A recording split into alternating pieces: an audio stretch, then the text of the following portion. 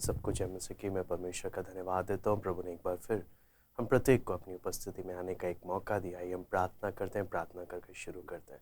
स्वर्गीय पिता प्रभु जी, हम आपको धन्यवाद देते हैं। पिता, आपके चरणों में प्रभु आपने हमें एक बार आने का एक मौका दिया। प्रभु जी, आपका वचन जब हम सीखने के लिए जा रहे हैं प्रार्थना के विषय में, प्रभु आपसे विनती प्रार्थना करते हैं। पवित्र आत्मा, हम एक एक के हृदय को तैयार कर प्रभु, शुद्ध कर प्रभु। हम एक एक से प्रभु आप इसके प्रार्थना के महत्व को, इसकी गंभीरता को प्रभु समझने के लिए सहायता कर प्रभु। हम एक एक से प्रभु, हम एक एक से आप बातें करें प्रभु। इसके द्वारा हम एक एक आत्मिक उन्नति पाने पाए प्रभु। आपके हाथ में सौंपते हैं। सारा आदर और महिमा केवल हम आपको देते हैं। प्रार्थना प्रभु यीशु मसीह के नाम से मांगते हैं, आमीन। प्रार्थना के विषय में जो हम लोग सीख रहे थे, उसी के कंटिन्यूशन में, जो कि प्रार्थना एक आत्मिक कला है, उसमें हम लोग आगे जो हम देखने जा रहे हैं उसी के कंटिन्यूशन है प्रार्थना में इंतज़ार करना या प्रार्थना में परमेश्वर की बाट जोना। उसके विषय में हम लोग देखेंगे कि प्रार्थना में इंतज़ार क्यों करें। उसके बहुत से कारण हैं और ये कितना महत्वपूर्ण है ये भी हम परमेश्वर के वचन में जानते हैं। लेकिन यहाँ पर सबसे महत्वपूर्ण कारण प्रार्थना में प्रभु के सामने इंतज़ार करना क्यों ज़रूरी है, वो है परमेश्वर की इच्छा को प्राप्त करने के लिए एक हमारा हृदय तैयार होना।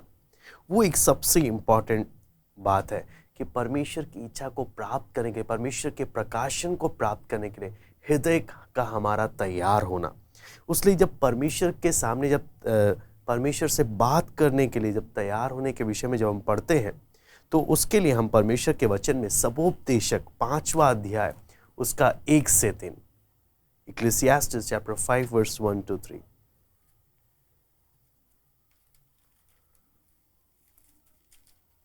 सबोपदेशक 5वां अध्याय उसका 1 से लेकर 3, मैं उसके लिए पढ़ूंगा। जब तू परमेश्वर के भवन में जाए तब सावधानी से चलना, सुनने के लिए समीप जाना। मूर्खों के बलिदान चढ़ाने से उत्तम है, क्योंकि वे नहीं जानते कि वे बुरा करते हैं। बातें करने में उतावली ना करना, ना अपने मन से कोई बात उतावली में परमेश्वर के सामने निकालना, क्योंकि परमेश्वर स्वर्ग में है और तू पृथ्वी पर है, इसलिए तेरे वचन थोड़े ही हों। क्योंकि जैसे कार्य की अधिकता के कारण स्वप्न देखा जाता है, वैसे ही बहुत सी बातों का बोलने वाला मूर्ख ठहरता है। तो सबसे पहला हम प्रार्थना पूर्वक जब हम परमेश्वर के चरणों में आते हैं, हम ये समझते हुए आए कि हम किसके सामने जा रहे हैं। यही बात सुलेमान भी अपने पुस्तक में, सबोपदेशक में साफ साफ बोलता है, जब तू परमेश्वर के भवन में जाए तब सावधानी से चलना और सुनने के लिए समीप जाना। मूर्खों के बलिदान चढ़ाने से उत्तम है ना। हम किस तैयारी के साथ, उस आदर के साथ, है ना, उस रिस्पेक्ट के साथ हमने प्रभु के सामने आना है, उस तैयारी के साथ। कई बार क्या होता है, हम लोग भूल जाते हैं। हम लोग परमेश्वर के वचन में जब हम पढ़ते हैं, वो हमारा पिता है, हमारा भाई है, हाँ, बहुत सारे एक करीबी संबंध जब हम परमेश्वर के वचन में देखते हैं ना, तो हम इतना ज़्यादा अपना वो समझ करना, हम जो आदर परमेश्वर को देना चाहिए, जो भय हमारे जीवन में होना चाहिए, वो सब हम उन सब बातों में हम लापरवाह हो जाते हैं।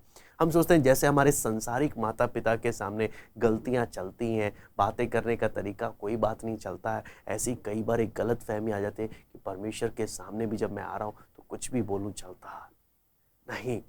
इसलिए हमें एक बहुत ध्यान देते हुए हमें पवित्र आत्मा को अपने जीवन में कार्य करने के लिए फ्रीडम देना है। पवित्र आत्मा ने हमारे अंदर वो एक शांति, एक शांत मन हमारे अंदर उत्पन्न करना है, हमारे हृदय को तैयार करना। हमें परमेश्वर की उपस्थिति में, वो प्रभु के उस उपस्थिति का आभास कराने के लिए पवित्र आत्मा ने हमें तैयार करना है। हाँ, हमें पवित्र आत्मा ने हमें बाहर के संसार की सब बातों से हटकर सीधा फुल कंसंट्रेशन के साथ प्रभु की उपस्थिति में आने के लिए पवित्र आत्मा ने हमें तैयार करना। हाँ, ये इसे हम बोल सकते हैं बेसिक प्रिपरेशन। हाँ, बुनियादी तैयारी है। हाँ, इससे यही हमें मदद कर सकता है कि जिससे हम परमेश्वर के सामने इंतजार करते हुए परमेश्वर से बातें करने के लिए तैयार हो। बहुत बार क्या होता है, प्रार्थना में बैठ जाते हैं लेकिन हमारे विचार इधर उधर भटकते रहते हैं, इधर उधर की बातें हमारे दिमाग में आती रहती हैं। ऐसी बहुत सारी बातें जब हमारे जीवन में आती हैं तो हम प्रभु की उपस्थिति में नहीं जा पाते हैं। हमारा ध्यान इधर उधर बटता रहता है। इसलिए बहुत ज़रूरी है कि हम लोग इस तैयारी पर बहुत ज़्यादा ध्यान दें। मायने ये नहीं रखता कितने घंटे प्रार्थना किए, मायने ये रखता है आपने कितनी तैयारी के साथ आकर प्रभु के साथ संगति करी। तैयारी मैं बोलता हूँ बहुत ज़रूरी है। इसलिए तैयारी में कुछ बातें सहायक होती है, जैसे कि उदाहरण के लिए आप जब आए हैं तैयारी के अपने आप को तैयार करते हुए प्रभु की उपस्थिति में आना, हो सकता है परमेश्वर के वचन की कुछ बातें, हाँ, वचन आपको मदद करे, हाँ, प्रभु की उपस्थिति में जाने के लिए आपको तैयार करे। कुछ मसीह गीत हैं, हाँ, जो आपको तैयार करे प्रभु की उपस्थिति में जाने के लिए, क्योंकि तैयारी बहुत ज़रूरी है। जब हम परमेश्वर के चरणों में जब हम इंतज़ार करते हैं, और अगर मैं वचन भी देख पढ़ रहा हूँ, गीत भी गा रहा हूँ, फिर भी वो अंदर वो तैयारी जैसा मुझे महसूस नहीं हो रहा, हमने पवित्र आत्मा को बोलना है, प्रभु आप मेरे हृदय को तैयार करें। मेरा ध्यान दाएं बाएं जा रहा है, प्रभु आप मेरी सहायता करें ताकि मैं फुल कंसंट्रेशन में होकर प्रभु आपके साथ संगति करूं। मैं जब समय निकाल कर प्रभु आपके चरणों में जब बैठा हूं, मेरा समय बर्बाद ना हो सकता है ऐसे समय में पवित्र आत्मा हमारे जीवन की कुछ ऐसी गलतियों पर प्रकाश डाले, ऐसे पापों पर प्रकाश डाले जो प्रभु के सामने हमने माना नहीं, हाँ, जिसको हमने प्रभु के सामने ठीक नहीं किया, हाँ, और परमेश्वर हमारे दैनिक जीवन के ऐसे संबंधों पर प्रकाश डाले कि लोगों के साथ हमारा मनमुटाव है, हाँ, या कुछ बैर भावना है या कुछ खटास है, हाँ, उसको ठीक करें। जब पवित्र आत्मा अनुग्रह कर कर जब हमारी उन बातों के ऊपर प्रकाश डालता है कि क्यों मैं प्रभु के साथ सीधा संगति नहीं कर पा रहा, ध्यान रखना मेरे बाहर का मेरा दैनिक जीवन बहुत प्रभावित करता है मेरे प्रभु के साथ के व्यक्तिगत जीवन में। अगर मेरा दैनिक जीवन ठीक नहीं है, मेरा प्रार्थना में जीवन पर असर पड़ता है। अगर मेरा प्रार्थना में जीवन ठीक है, उसका भी असर किधर दिखता है, मेरे दैनिक जीवन में दिखता है। ये दोनों दो अलग अलग नहीं है, ये दोनों का प्रभाव एक दूसरे पर दिखता है। इस बात को हम एक एक ने समझना है। कई बार लोग क्या बोलते हैं, मेरा रिलीजियस लाइफ अलग, मेरा वर्ल्डली लाइफ अलग, मेरा संसार का मेरा सेक्युलर लाइफ अलग, मेरा रिलीजियस या स्पिरिचुअल लाइफ अलग, ऐसे अलग अलग कर देते हैं। नहीं, ये दोनों एक है। एक बोलने का मतलब क्या है, एक दूसरे पर अपना असर डालता है। यदि मैं संसार की बातों में इतना उलझ गया हूं तो उसका असर मेरे प्रार्थना में जीवन में दिखता है। यदि मेरा प्रार्थना का जीवन अच्छा गर्म है तो उसका असर मेरे दैनिक जीवन पर दिखाई देता है। तो इसलिए हमने इस बात को देखना है। इसलिए प्रभु यीशु मसीह ने भी बोला, जब तू प्रार्थना के तू भेंट चढ़ाने के लिए आए, तुझे स्मरण आए तेरे भाई के मन में तेरे प्रति कुछ है, तू भेंट छोड़, पहले जाकर मेल मिलाप कर, फिर आकर तू क्या करना, भेंट चढ़ाना। ये बहुत ज़रूरी है। प्रभु ने भी, परमेश्वर ने भी इसे अपने वचन में, हम परमेश्वर के वचन में भी इसे पढ़ते हैं। इसलिए आगे जब हम देखते हैं प्रभु के सामने इंतज़ार करना क्या चीज़, परमेश्वर की इच्छा को जानने के लिए, परमेश्वर की इच्छा को जानने के लिए इंतज़ार करना। तो उसके लिए प्रभु के सामने इंतज़ार करते वक्त कि मुझे प्रभु की इच्छा जानना है, उससे पहले मुझे एक बात स्पष्ट होना कि मैं परमेश्वर की इच्छा जानने के लिए अगर मैं इंतज़ार करने जा रहा हूँ तो मैं मन में ठान लूं कि जब तक प्रभु मुझे क्लियर कर कर नहीं बोलेगा, मैं इस विषय में कोई और अपनी मनमर्जी नहीं दिखाऊंगा, मैं कुछ और फैसले नहीं लूंगा। हाँ, कई बार होता क्या है कि हम आते हैं प्रभु के सामने, बोलते हैं प्रभु तेरी इच्छा पूरी हो जाए, इस विषय को मैं आपके सामने रखता हूं, और बोलकर हम चल देते हैं अपना फैसला लेने के लिए, और उसे बोलते हैं मूर्खता। जब हम प्रभु की इच्छा जानने के लिए आए तो रुके रहें जब तक कि प्रभु मुझे अपनी इच्छा स्पष्ट ना कर दे। प्रभु के सामने वेट करें। आपको मालूम है, जो आत्मिक रूप से बालक है उसके लिए प्रभु के सामने वेट करना बहुत इम्पॉसिबल टास्क है, बहुत ही मुश्किल काम है। वो इंतजार नहीं कर सकता। वो क्या बोलेगा, प्रभु अभी जवाब दे, नहीं मिल रहा, ठीक है मैं अब अपनी मनमर्जी करने जा रहा हूं। लेकिन जो व्यक्ति आत्मिक रूप से ग्रोथ करता है, वो उसको क्या चीज़, इस बात का महत्व समझ में आता है। वो प्रभु के सामने इंतज़ार करता है। इसलिए जब हम प्रभु के सामने आ रहे हैं, हम वचन जब सीख रहे हैं, हमने क्या फैसला लेना, प्रभु जब तक आप अपनी इच्छा को प्रकट नहीं करेंगे, प्रभु मैं आपके सामने जब इंतज़ार करने बैठा हूँ, मैं तब तक बैठा रहूंगा जब तक तेरी इच्छा मुझे क्लियर नहीं हो जाती। मैं अपनी मनमर्जी नहीं करूंगा, मैं अपनी मनमर्जी नहीं करूंगा। तेरी इच्छा को स्पष्ट रूप से मैंने जानना है। यहां यह है इंतजार करना, यह है प्रभु के सामने इंतजार करना।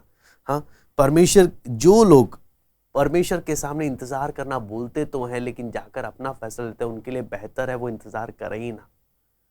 लेकिन इंतजार करने का आशीष ही कुछ और है, क्योंकि जो लोग इंतजार करते ना, परमेश्वर उन्हीं पर अपनी इच्छा को प्रकट करता। और वही लोग हैं, जब उन्हीं लोगों को इंतजार करने का लाभ मिलता है, फायदा, कि कितना बेनिफिट हुआ जब मैं प्रभु के सामने मैंने इंतजार किया। हाँ, प्रभु के सामने मैंने इंतजार किया। यहां पर जब हम देखते हैं परमेश्वर के वचन में, जब हम आगे जब देखते हैं इंतजार करना, जब हम देखते हैं जो लोग परमेश्वर के सामने इंतजार करते हैं, कई बार होता है क्या, परमेश्वर अपनी इच्छा को प्रकट करने में समय लगाता है। और वो एक परीक्षा की घड़ी होती है। परीक्षा की घड़ी किस प्रकार कि क्या मैं प्रभु के सामने बैठा रहूंगा, या बस अब बहुत हो गया, अब मैं अपना फैसला लेने जा रहा हूं। हम ऐसा करने पर उतर आ सकते हैं, या मैं चुपचाप प्रभु के सामने बैठा रहा हूं, प्रभु मैं क्या करूं, तू प्रकट कर। वो एक सबसे, बोलते हैं ना, सबसे चुनौतीपूर्ण कार्य होता है।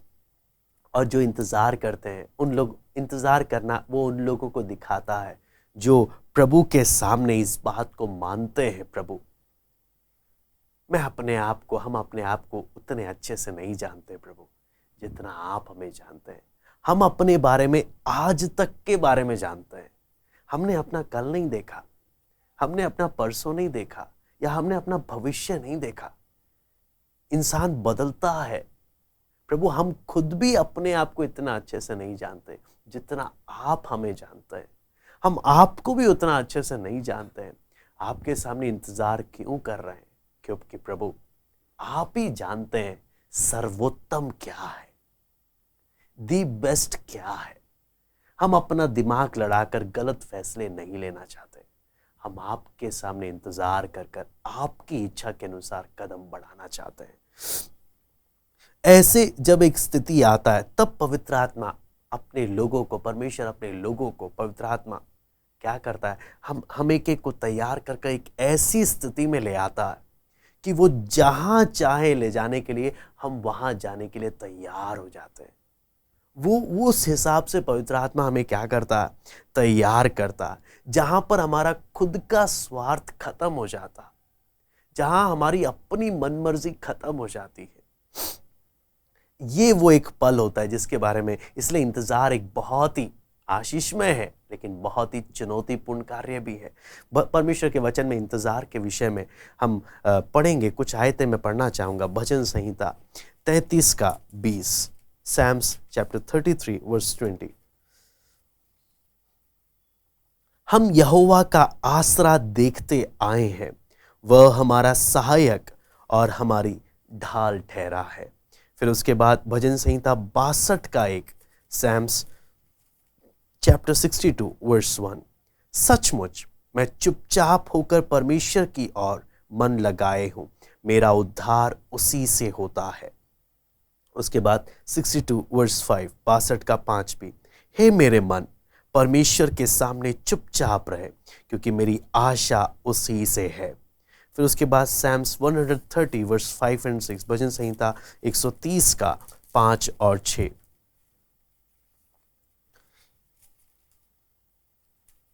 यहां पर हम लोग इसमें पढ़ते हैं, मैं यहोवा की बाट जोता हूं, मैं जी से उसकी बाट जोता हूं, और मेरी आशा उसके वचन पर है। पहरुए जितना भोर को चाहते हैं, हाँ पहरुए जितना भोर को चाहते हैं, उससे भी अधिक मैं यहोवा को अपने प्राणों से चाहता हूं। उसके बाद यशाया 25 का 9, यशाया 25 का 9, Isaiah chapter 25 verse 9।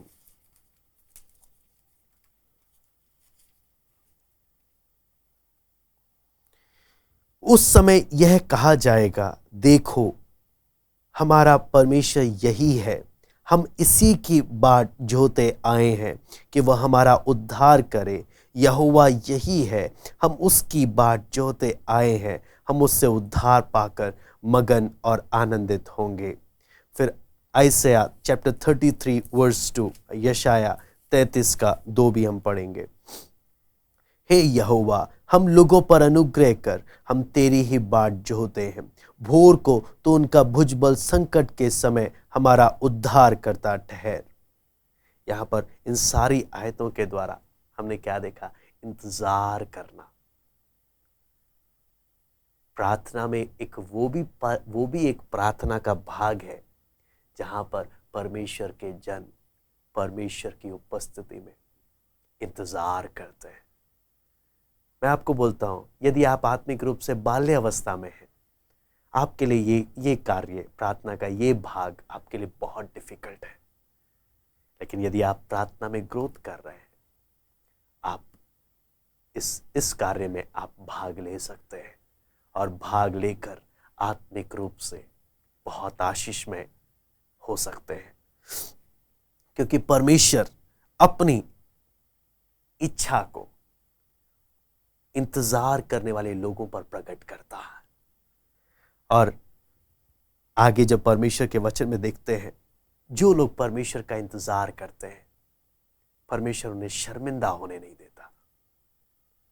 चाहे परिस्थिति कैसी भी हो, परमेश्वर उन्हें शर्मिंदा होने नहीं देता और परमेश्वर उनसे कोई गलती होने नहीं देता। कैसी गलती? कि प्रभु के सामने इंतजार कर उन्होंने कोई गलती कर दी। प्रभु जो इच्छा प्रकट करेगा, वो उसके अनुसार अगर जीवन बिताएंगे, उनके जीवन में वो गलती नहीं होगी, बल्कि उनके जीवन का सबसे सौभाग्यशाली, सबसे आशीषमय फैसला वो उनका होगा।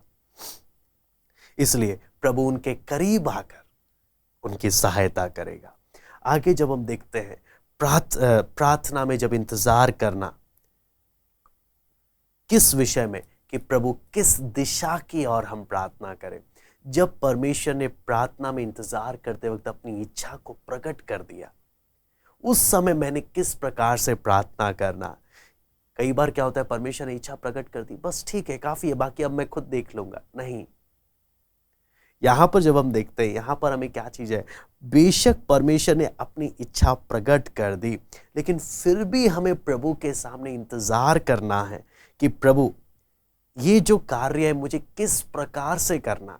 उदाहरण के लिए, समझने के लिए, परमेश्वर ने मूसा को बोला, मूसा जाकर इजराइलियों को मिस्र से छुड़ा कर लाना है। तो मूसा ने क्या मूसा के आप जीवन को देखोगे, मूसा एक एक बात में पूछता आ रहा, प्रभु मैं क्या करूं, आगे क्या करूं। ये है सबसे इंपॉर्टेंट बात। हाँ, सिर्फ प्रभु चाहता है छुड़ा के लाना, ठीक है प्रभु अब मैं अपना दिमाग लड़ा कर लेकर आऊंगा। नहीं, जो लोग आत्मिक रूप से मैच्योर होने लग जाते हैं, परिपक्व होने गया या उठने जब लग जाते हैं, उन्हें समझ में आता है कि मुझे कुछ भी करना है तो उन सब बात में मुझे पवित्र आत्मा की अगुवाई चाहिए, प्रभु का गाइडेंस चाहिए मुझे।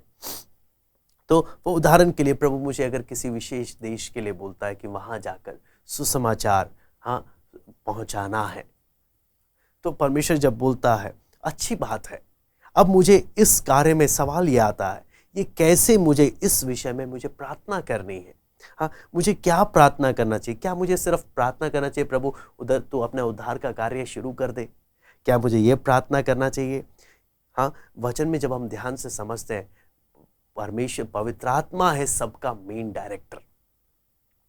हाँ, हर एक कार्य, इसका मेन कार्य का, परमेश्वर की इच्छा को पूरा करने का मेन डायरेक्टर पवित्र आत्मा है। पवित्र आत्मा मिशनरी कार्य को सबसे आगे लेकर चलता है। पवित्र आत्मा ही गहरी प्रार्थनाओं का मेन डायरेक्टर है। सब चीज का मुखिया पवित्र आत्मा जब है, तो मुझे हर एक कार्य पवित्र आत्मा की इच्छा के अनुसार, परमेश्वर की इच्छा को समझते हुए करना है कि प्रभु मुझे प्रार्थना कैसे करना है। हो सकता है प्रभु बोले तू प्रार्थना कर कि पहले लोगों के मनों में वो बोझ आए, बोझ आने के लिए प्रार्थना हो सकता है परमेश्वर बोले कि वहां पे नौजवानों को जो प्रभु की सेवकाई के लिए जाएं, उनके लिए प्रार्थना करो कि वो जाएं। हाँ, पर आप यहाँ पर देखेंगे अलग अलग पहलू हैं। मुझे हर एक काम पवित्र आत्मा की अगुवाई में करना है। वो कब होता है? जब मैं प्रभु के सामने इंतजार करना सीखता हूं। ये बहुत ही, मैं बोलता हूं, बहुत ही इंपॉर्टेंट काम है और बहुत ही चुनौतीपूर्ण कार्य है, जहां पे परमेश्वर के लोगों को परमेश्वर के सामने इंतजार करना है। क्योंकि आपको मालूम है, हमारा दिमाग हर चीज में आगे रहता है। हम क्या बोलेंगे, परमेश्वर ने हमें दिमाग दिया है ना, पूछने की क्या जरूरत, कुछ बातें हम खुद भी कर सकते हैं। लेकिन जैसे जैसे हम आत्मिक रूप से बढ़ने लगते हैं ना, हमें समझ में आने लगता है कि हमारा जहां दिमाग का फुल स्टॉप लगता है ना, परमेश्वर का कार्य वहीं पे शुरू होता है। इसलिए बेहतर है हर एक बात के लिए प्रभु के मार्गदर्शन पाकर करें, हर एक बात प्रभु की इच्छा को जानकर करें। यहां पर आगे जब हम देखते हैं तो इसमें हमने क्या चीज अगला हमने समझना है कि प्रार्थना में जब इंतजार करते हैं, हाँ, परमेश्वर से सामर्थ पाने के लिए करें। क्या सामर्थ? क्योंकि जब हम पवित्र आत्मा की अगुवाई में जब हम प्रार्थना कर रहे होते हैं, तो जो बोझ परमेश्वर देता है, जिस बोझ को उठाते उठाते कई बार थक जाते हैं, कई बार लगता है प्रभु उठाया नहीं जा रहा, बहुत भारी है प्रभु, नहीं हो पा रहा, सहा नहीं जा रहा, प्रभु इस बोझ को तू थोड़ा कम कर। ऐसे समय में जब थकावट सी आने लगती है, हमें प्रभु का वचन क्या बोलता है? भजन संहिता 27 का 14, भजन संहिता 27 का 14।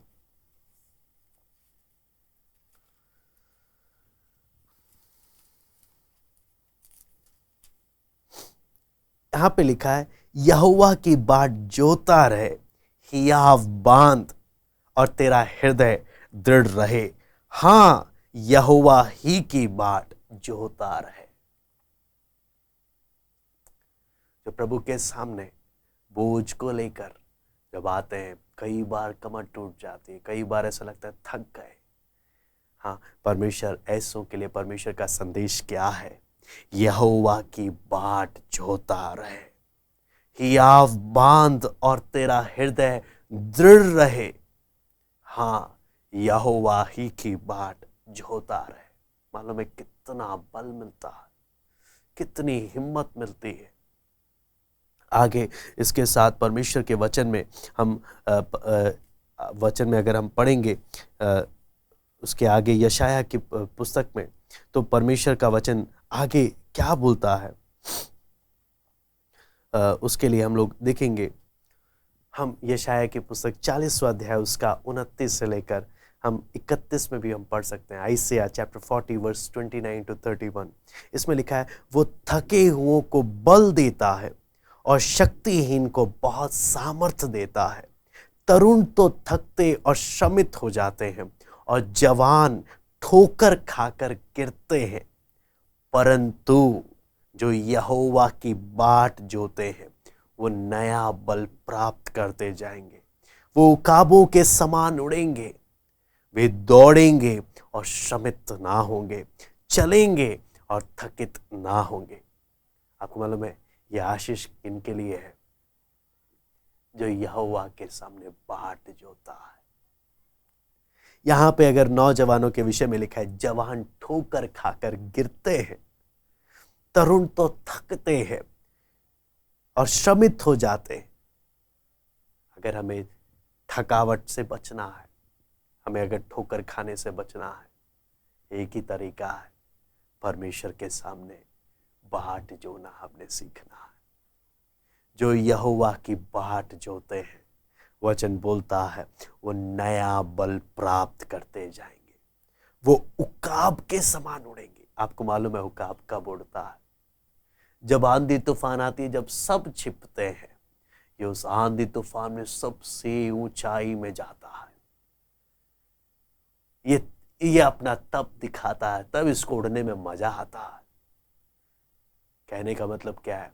यहोवा की बाट जोने वाले नया बल प्राप्त करते जाएंगे।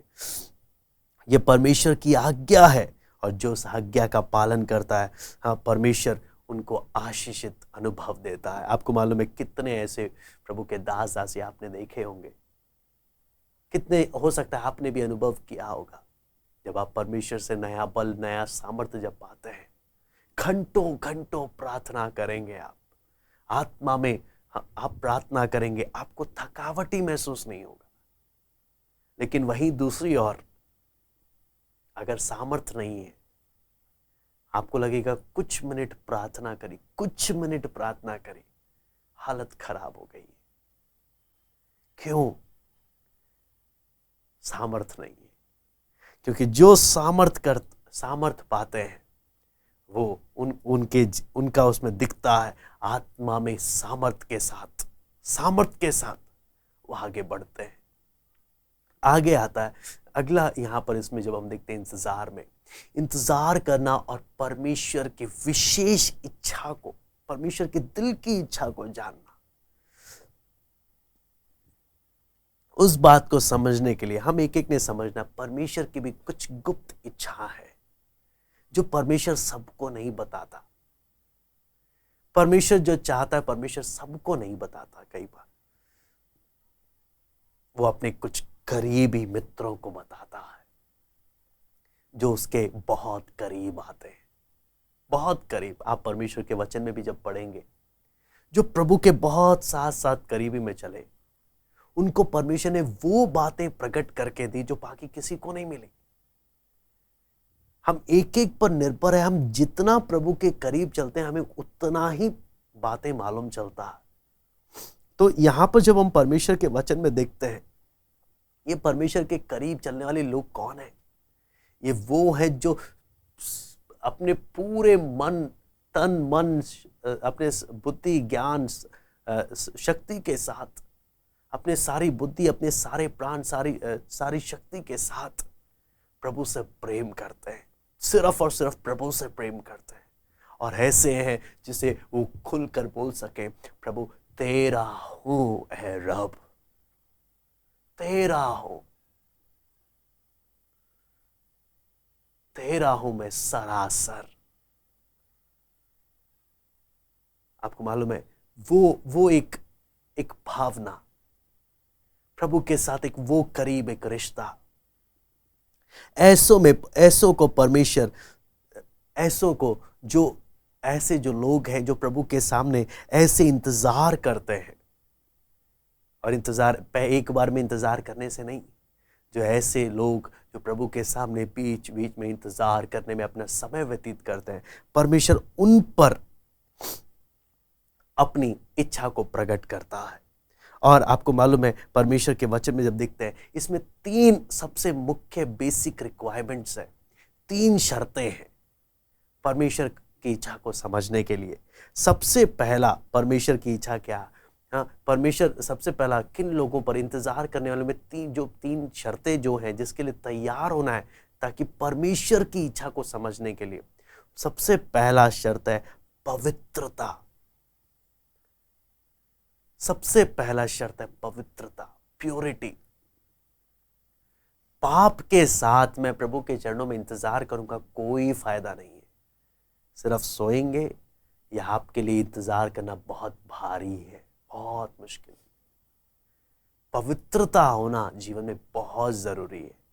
पाप के प्रति नफरत आना, ना केवल पाप से क्षमा, ना केवल पाप से छुटकारा, बल्कि पाप के प्रति एक नफरत आना, वो अत्यंत महत्वपूर्ण है, वो बहुत जरूरी है, जो कि हर एक विश्वासी इस स्तर पर जल्दी से नहीं आ पाता है। पूर्ण समर्पण कि प्रभु मेरा कोई स्वार्थ नहीं है अपना। ऐसे लोग, ये है पहली शर्त। दूसरा, इंतजार करना सोशल वर्क नहीं है, इट्स अ लोनली बिजनेस। या अकेले बैठने का काम है। आपको प्रभु के साथ दुनिया से सबसे कट ऑफ होकर कुछ समय आपको अकेले बिताना भी है, जहां पर आप सबसे कट ऑफ है। और उस अकेले स्थिति में आप प्रभु के सामने बैठने का एक आदत डाल रहे हैं, जहां परीक्षा बहुत कठिन है। शैतान आपको उठाने का पूरा दम लगाएगा, आपको रोकने का बहुत कोशिश करेगा। लेकिन क्या आप प्रभु के चरणों में अकेले बैठने को तैयार है? तीसरा आता है, जब आप प्रभु के सामने इंतजार करेंगे, परमेश्वर आपको कोई बात बताएगा, आपको अपनी इच्छा प्रकट करेगा, लेकिन हां, परमेश्वर चाहेगा कि वो बात आप किसी और को ना बताओ। वो सिर्फ परमेश्वर और आपके बीच का सीक्रेट है, जो आप किसी और को नहीं बता सकते। सिर्फ परमेश्वर और आपके बीच का गुप्त सीक्रेट है, गुप्त बात है, जो सारी बात परमेश्वर बताने की अनुमति नहीं देगा। और ऐसे में आपको मालूम है, ये भारी बोझ बन जाएगा जब आप किसी को बता नहीं पाते कि परमेश्वर ने आपको क्या बात बताया है। कई बार वो बोझ बन जाता है। जब आप परमेश्वर की उस इच्छा के अनुसार जब कोई फैसला लेते हैं, जब कोई कदम उठाते हैं, तो अगर आप बता दें कि यह परमेश्वर ने कहा है, परमेश्वर की ओर से है, तो लोग आपकी तारीफ करेंगे, आपको समझ सकेंगे। लेकिन जब आप बता नहीं रहे कि यह परमेश्वर की ओर से, परमेश्वर ने कहा है, लोग आपको गलत समझने लग जाएंगे। लेकिन क्या आप वो कीमत चुकाने को तैयार हो कि परमेश्वर की इच्छा को पूरी करने के लिए लोग आपको गलत समझे? हाँ, आपके एक्शंस को लोग गलत समझने लगे कि हाँ, ये क्या कर रहे हैं। हाँ, लोगों को समझ ना आए और आपका चुप रहने के कारण लोग आपको तुच्छ समझने लग जाएं। यहां तक कि लोग आपको ऐसा भी समझने लग जाएं कि आप पीछे हट गए, आप परमेश्वर के रास्ते से भटक गए, इसीलिए आप ऐसा कर रहे हैं। हाँ, क्या ये सब चुनौतियां आएंगी, लेकिन क्या आप फिर भी उस बोझ को उठाने को तैयार हो? यदि आप फिर भी प्रभु से कहे, प्रभु, यदि लोग मुझे गलत समझे, मुझे तुच्छ समझे, या मुझे बोले ये प्रभु से दूर हो गया या भटक गया, जिसको जो कहना है प्रभु, मैं सब सहने को तैयार हूं, मैं इस बोझ को उठाने को तैयार हूं।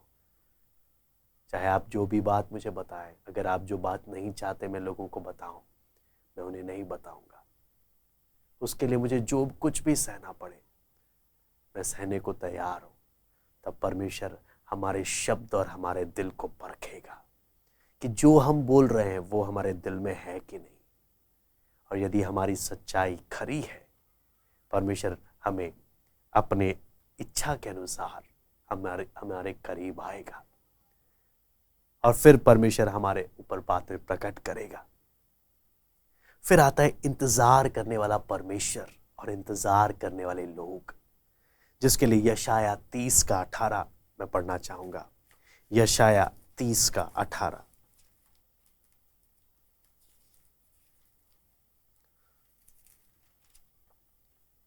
तो भी यहोवा इसलिए विलंब करता है कि तुम पर अनुग्रह करे, और इसीलिए ऊंचा उठेगा कि तुम पर दया करे, क्योंकि यहोवा न्यायी परमेश्वर है।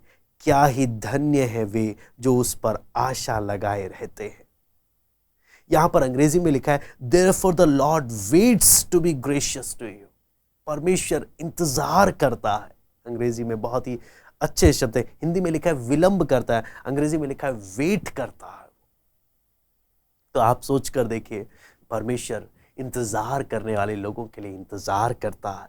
कितना ही आपको मालूम है, कितना ही आशीष में पल होता है जब दो इंतजार करने वाले एक दूसरे से मिलते हैं, और क्या ही सामर्थ्य काम परमेश्वर के वहां पर होते हैं। इसलिए सारी बात है, क्या मैं अपना दाखिला इस इंतजार करने वाले, ये यहोवा की बाट जोने वाले स्कूल में मैं अपना दाखिला कराऊंगा? हाँ प्रभु, मैं ज्यादा कुछ तो नहीं जानता, लेकिन प्रार्थना में जीवन का सबसे इंपॉर्टेंट स्कूल है द स्कूल ऑफ वेटिंग। क्या प्रभु, मैं ज्यादा कुछ तो नहीं जानता, लेकिन पवित्र आत्मा, क्या आप मेरी सहायता करेंगे कि प्रभु मैं आपके सामने, आपके हजूरी में मैं बाट जोना सीखूं, आपकी उपस्थिति में बाट जोना सीखूं। मैं आपको बोलता हूं, जब आप पवित्र आत्मा से मदद मांगेंगे, वो जरूर आपके हम एक की मदद करेगा। और जब हम ऐसे करेंगे, आप धीरे धीरे करके, आप ये नहीं सोचना एकदम से मैं घंटों घंटों, हाँ, काफ़ी लंबे लंबे समय में इंतज़ार करूँगा। प्रभु मेरे जीवन में काम करेगा। कई बार लगेगा कुछ हो नहीं रहा, लेकिन मैं आपको बोलता हूँ, ये इंतज़ार करने वाले स्कूल में पवित्र आत्मा है टीचर। आप उसके हाथ में सौंप दो, वो आपकी मदद ज़रूर करेगा। वो जब टीचर है तो अपने विद्यार्थी को ज़रूर वो बात अच्छे से सिखाएगा। उससे अच्छा टीचर और कोई नहीं। आइए हम प्रार्थना करते हैं, प्रार्थना करके समाप्त करते हैं। स्वर्ग के पिता प्रभु जी, हम धन्यवाद देते हैं प्रभु आज के सुंदर वचन के लिए। प्रभु प्रार्थना के विषय में जो हमने देखा, इंतज़ार करना कितना ज़रूरी है, इंतज़ार करना का कितना बड़ा लाभ भी है। प्रभु हमें एक को फजल दे प्रभु, कि हम प्रभु प्रतिदिन अपने यहोवा की बाट जोते रहें। जो यहोवा की बाट जोते हैं वो नया बल प्राप्त करते जाए। तरुण तो थकते और श्रमित होते, जवान ठोकर खाते, परंतु जो यहोवा की बाट जोते हैं वो नया बल प्राप्त करते जाते। हे प्रभु दया कर, हम एक एक प्रभु तेरी बाट जोने वाले बने प्रभु। ये कला प्रभु तेरी बाट जो ना प्रभु हम एक एक को सिखा प्रभु, ताकि प्रभु हम आपकी इच्छा के अनुसार जीवन बिता सके। धन्यवाद देते आज की संगति के लिए। एक एक से आप बातें करें, सराध और महिमा केवल हम आपको देते हैं। प्रार्थना प्रभु यीशु मसीह के नाम से।